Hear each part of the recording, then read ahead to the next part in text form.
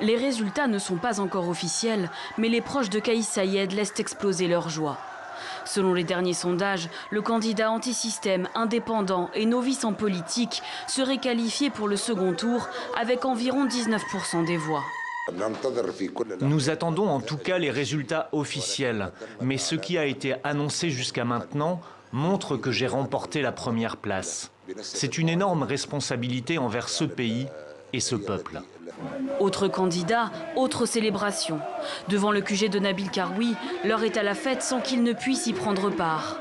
Derrière les barreaux pour fraude fiscale et blanchiment d'argent, ce magnat des médias, également anti-système, serait en seconde position selon les sondages, avec environ 15% des suffrages.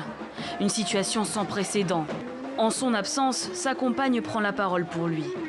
Le fait d'arriver au second tour de l'élection présidentielle parmi 26 candidats signifie que vous avez dit clairement non à l'oppression, non à la pauvreté et non à la marginalisation. Vous avez dit oui à un état de droit. Des chiffres à manier avec prudence, car les résultats officiels seront annoncés mardi au plus tard par l'instance chargée des élections. Une prudence également revendiquée par les proches d'Abdel Fattah Mourou. Le candidat du parti d'inspiration islamiste Ennahda serait en 3e position. Nous avons reçu les premiers résultats qui nous parviennent au fur et à mesure des bureaux de vote.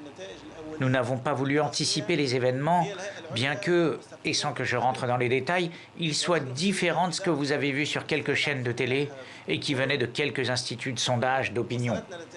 S'ils se confirment, ces résultats seraient un coup de tonnerre qui balayerait la classe politique tunisienne au pouvoir depuis la révolution de 2011.